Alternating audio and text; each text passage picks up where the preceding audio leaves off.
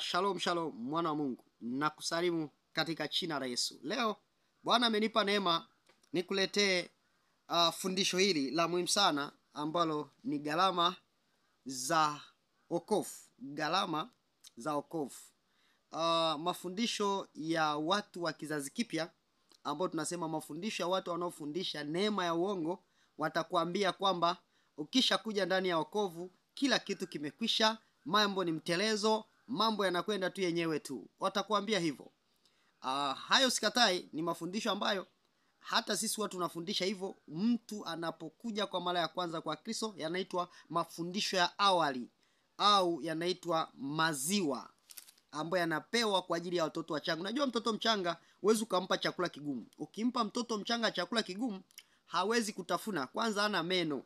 Ndio maana nafundishwa haya. Sasa ukiona unaendelea kufundishwa hayo, maana yake bado huwezi ukakua kiroho, unaendelea kuwa mtoto mchanga. Maandiko yanasema Ibrania sura ya 5 mstari wa 12. Kwa maana iwapasapo kuwa walimu, maana wakati mwingi umepita, mnahitaji kufundishwa na mtu mafundisho ya kwanza ya maneno ya Mungu. Sikiliza, mafundisho ya kwanza ya maneno ya Mungu. Kama vile baraka, pokea baraka, pokea ushindi, pokea mafanikio, utavuka. Yaani mafundisho ya awali ya ulimwengu. Mafundisho si ya ulimwengu, mafundisho ya kwanza ya maneno ya Mungu. Nanyi mmekuwa mnahitaji maziwa wala si chakula kigumu, kwa maana kila mtu atumiaye maziwa hajui sana neno la haki, kwa kuwa ni mtoto mchanga. Lakini chakula kigumu ni cha watu wazima, ambao akili zao kwa kutumiwa zimezoezwa kupambanua mema na mabaya. Sasa watu ambao ni watu wazima waliozoea kupambanua mema na mabaya ndio wanaokula chakula kigumu. Chakula kigumu, injili ngumu, injili ambayo Yesu alipokuwa akikutana na watu anawaambia wanatawanyika, wanakimbia. Wakisha kimbia, anawageukia waliobaki wale wachache. Anawaambia, je, na nyinyi mnataka kuondoka? Wanasema, twende wapi Bwana? Wakati kwako kuna maneno ya uzima wa milele. Wakati fulani Yesu alipiga injili ngumu. Waswahili wa leo wanasema ngumu kumeza. Watu wakatawanyika. Kitabu cha Yohana sura ya 6. Watu wakatawanyika wakakimbia. Yohana sura ya 6 ukisoma mstari wa 60, basi watu wengi miongoni mwa wanafunzi wake walipoyasikia walisema, neno hili ni gumu, ni nani awezaye kulisikia? Naye Yesu akafahamu nafsini mwake ya kuwa wanafunzi wake wanalinungunikia neno hilo. Akawaambia, je, neno hili linawakwaza? Anawaambia hili neno linawakwaza hili? Mnashangaa hili neno linawakwaza? Aliona wanamnungunikia, jamani, hili neno ni gumu. Wakakimbia. Akawageukia waliobaki wale, na nyinyi mnataka kuondoka? Wakasema, twende wapi Bwana? Kwako kuna maneno ya uzima wa milele. Sasa hizi ndo gharama zenyewe za kulipa. Gharama ya kwanza ya kulipa kwenye wokovu. Ni kweli Bwana ametulipia kila kitu msalabani, amemaliza yote. Imebaki tu ni upande wetu. Kazi ya Bwana amemaliza, na anaendelea kukamilisha na kutukamilisha na kututakasa, tuendelee kuwa weupe na watakatifu, tusio na mawaa, tusio na doa, tusio na hila, apate kuletea kanisa tukufu. Ndio maana Biblia alinunua kanisa lake kwa damu yake, apate kuletea kanisa tukufu lisilo na mawaa, lisilo na hila, lisilo na kunyanzi. Si unanielewa hapo? Ndio maana akasema tufuate haya ili tuweze kuwa wakamilifu mbele zake. Jambo la kwanza ambalo ni gharama za wokovu ambazo mtu anatakiwa azilipe. Jambo la kwanza, kujikana mwenyewe na kutoa nafsi yako iwe fidia ya wengine. Kujikana mwenyewe na kutoa nafsi yako iwe fidia ya wengine. Njoo Marko sura ya 10 mstari wa 44. Kitabu cha Marko sura ya 10 mstari wa 44. Anasemaje? Bwana wangu anasema, na mtu anayetaka kuwa wa kwanza wenu atakuwa mtumwa wa wote. Kutoa nafsi kwa fidia kwa wengine. Umeona hapo? Kwa maana mwana wa Adamu naye hakuja kutumikiwa, bali kutumika na kutoa nafsi yake iwe fidia kwa wengine. Maana yake kutoa nafsi yake iwe fidia kwa wengine, unakuwa lazi watu wamuone Mungu kupitia wewe. Hata kama unapitia maumivu, hata kama unapitia mateso, unatoa nafsi yako iwe fidia kwa wengine. Hiyo ndo tafsiri halisi ya wokovu. Anasema, kama vile mimi nilivyowapenda ninyi, nanyi pendaneni vivyo hivyo. Maana yake kama Yesu alivyokubali kutoa uhai wake, nasi tutoe uhai wake kwa ajili ya wengine. Tutoe mali zetu kwa ajili ya wengine. Tutoe fedha zetu kwa ajili ya wengine. Tutoe fedha zetu kwa ajili ya Injili. Tutoe mali zetu kwa ajili ya Injili. Kama vile Kristo alivyokubali kujitoa nafsi, kadhalika na sisi imetulazimu kutoa nini? Nafsi. Haleluya. Ndio maana ukirudi hapa katika kitabu cha Wakorinto, haleluya, kitabu cha Wakorinto sura yake ni ya kwanza, angalia anachokisema. Mstari wake sura yake ni 4. Wakorinto wa kwanza sura yake ni 4, mstari wa 9. Anasemaje? Maana nadhani ya kuwa Mungu ametutoa sisi mitume mwisho kama watu waliohukumiwa wauawe, kwa sababu tumekuwa tamasha kwa dunia, kwa malaika na wanadamu. Angalia mitume, anaeleza hapa Paulo walivyotolewa kwa ajili ya watu wengine. Maana yake inakisema unatakiwa kutoa hii gharama. Ukishampokea Yesu Kristo, maana yake ni nini? Maana yake ni nini? Umetoa mwili wako kuwa kafara. Umetoa mwili wako kuwa dhabihu. Maana yake lazima ujikane mwenyewe, usijiangalie mwenyewe. Ndio maana Yohana 14, Luka 14 kuanzia mstari wa 25, watu wengi walipomkusanyikia Yesu, akageuka nyuma akasema, mtu yeyote anayekuja kwangu naye amchukii baba yake, mama yake, mara mke wake na watoto wake, sijui hata nafsi yake mwenyewe, hawezi kuwa mwanafunzi wangu. Mtu asiyeacha vyote, asiyejikana, hawezi kuwa mwanafunzi wangu. Umeona hapo gharama hiyo ya kwanza ya kufanya nini? Kujikana. Ukitaka kuwa mwanafunzi wa Kristo, lazima ukubali kujikana. Na unapojikana, unakuwa tayari pia kutoa nafsi yako iwe fidia kwa ajili ya watu wengine. Ni ngumu kumeza, lakini je, unataka kuondoka na wewe? Bila shaka jibu lako ni niende wapi, mtumishi wa Bwana, wakati kwa Yesu ndiko kuna maneno ya uzima wa milele. Mungu wa mbinguni akubariki kwa sababu ya jibu hilo zuri. Hata wanafunzi wa Yesu walijibu hivyo kama ambavyo unajibu. Jambo la pili ni upweke. Gharama nyingine ya kulipa ni upweke. Mtu yote aliyeokoka kwanza ni kiongozi wa wengine. Biblia inasema mwenye haki ni kiongozi wa wengine. Na kiongozi kwa vyovyote vile ni mtu ambaye anaishi maisha ya upweke. Kuna vipindi viwili katika maisha ya mwanadamu au katika maisha ya kiongozi. Kipindi cha kupendwa na kipindi cha kuchukiwa.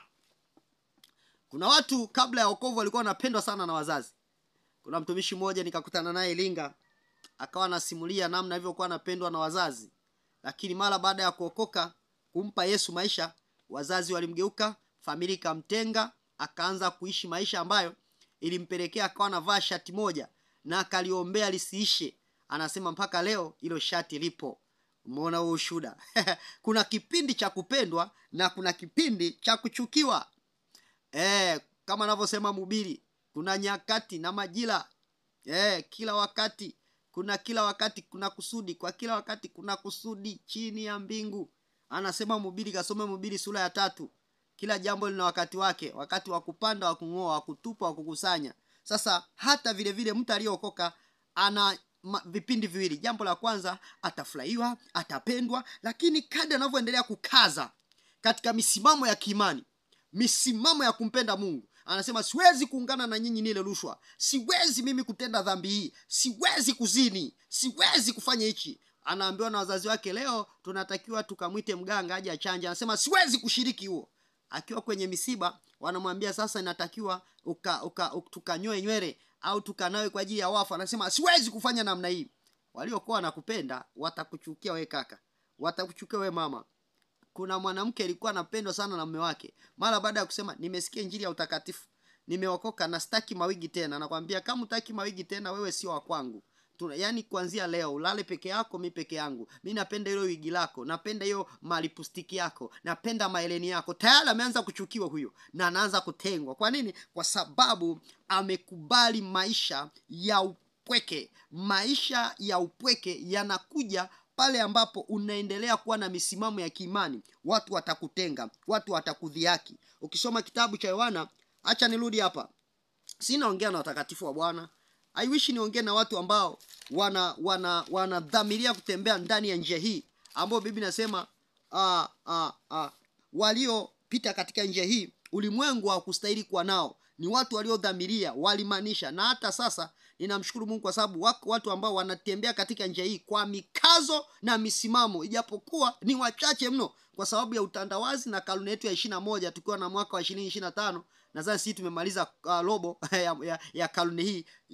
Mambo yamebadilika totally, lakini wako watu bado ni waaminifu, hawajapiga goti kwa Baali, hawajapiga goti kwa mifumo ya dunia, hawajapiga goti kwa mifumo ya ulimwengu, hawajapiga goti kwa yule Luciferi, ibilisi, joka wa majoka, hawajapiga magoti, bado wanaendelea kusimama.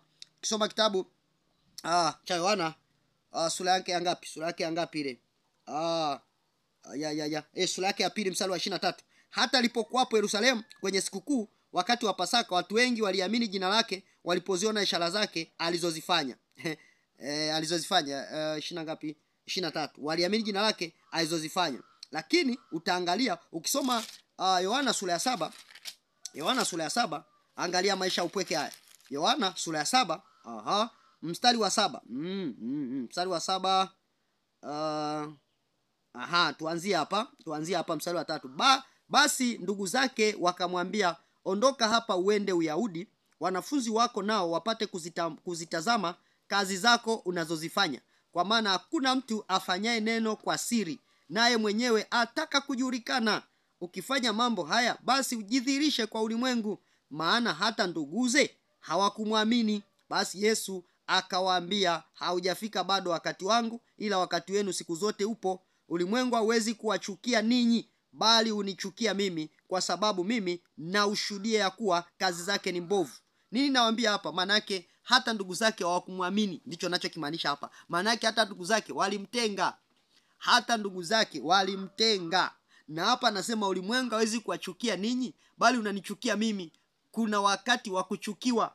Ulimwengu na kuchukia kwa sababu unazishuhudia kazi zake kuwa ni mbovu. Haiwezekani ulimwengu tupende wakati watu wanauza kwenye maduka ya urembo tunawaambia urembo ni dhambi. Watu wananyoa viduku tunawaambia kunyoa viduku ni dhambi, haitakiwi. Watu wanaofanya biashara za betting nasema hakuna, unafikiri watatupenda hao? Tunaharibia soko. Unawaambia pombe haifai, watengenezaji wa pombe watakuelewa wewe. Ulimwengu haukupendi. Ulimwengu hawezi ukanipenda hata kidogo. Kwa hiyo ndio maana unakuta lazima utaishi maisha ya upweke. Kuwapata watu wa sampulia wewe, watu wenye msimamo kama wako ni haba. Yaani kupata hata makanisa yenye sampuli ya misimamo hiyo ni haba. Kwa hiyo ujiandae kuishi maisha ya upweke. Unayamkini ukakosa hata mahali pa kuabudu, kaabudu nyumbani kwako. Kwa sababu ukienda kanisani utakwambia umekuja na misimamo yako. Ukienda yani watakukataa kila eneo, mifumo itakukataa kwa sababu dini zimeingia kwenye mifumo, madhehebu yameingia kwenye mifumo, utakataliwa kila kona. Kwa nini? Kwa sababu ya misimamo yako ya kimani. Huo ndo upweke ambao lazima uwe tayari kulipa gharama. Lakini ashukuriwe Mungu, pamoja na upweke, wakati Warumi wakati kipindi kile watesi wa Yohana walipofikiri wamemmaliza Yohana, kumfanya awe na maisha ya upweke, kumfunga kule kwenye kisiwa cha Patmo, ndipo lango la mbinguni ikafunguka, akakutana na Bwana akiwa kwenye kisiwa cha Patmo. Pamoja na upweke wako unakwenda kukutana na Bwana, unakwenda kumuona Bwana uso kwa uso. Viwango vya huduma yako, vya mafanikio yako vinainuka kwa kishindo. Waliokudhihaki, waliokutukana, waliokukejeri watashangaa. Unaendelea kunawiri, unaendelea kufurahia. Ndio watarudi na kukushangilia, watarudi na kukupenda. Watasema tusaidie, watasema tuinue, watasema tukopeshe fedha. Kwa nini? Kwa sababu pamoja na upweke unakwenda kutokezea njia. Yesu mwenyewe alipendwa, lakini kuna kipindi walimwacha wakati wa kifo chake. Wewe mwenyewe unakumbuka hata wanafunzi walimkimbia. Wakati ule walipoenda kumkamata walikimbia wote, hata kina Petro walimkana wakamkimbia. Hata alipokuwa msalabani akaomba, akasema, akalia, akasema Eloi Eloi lama sabakitani. Kwa Kiswahili chetu, Mungu wangu mbona umeniacha? Lakini pamoja na giza nene namna hiyo na upweke namna hiyo, amekirimiwa jina lipitalo kila jina, jina ambalo likitajwa si tu duniani humu, hata chini, hata kuzimu wanapiga magoti, wanasujudu. Kwa nini? Alikirimiwa jina lipitalo kila jina, ili kwa jina la Yesu kila goti lipigwe, la vitu vya mbinguni, vya duniani na vya chini ya nchi. Nataka nikwambie, unapobaki peke yako ndipo unapoimarika zaidi. Unapokuwa mpweke ndipo unapopata nguvu zaidi.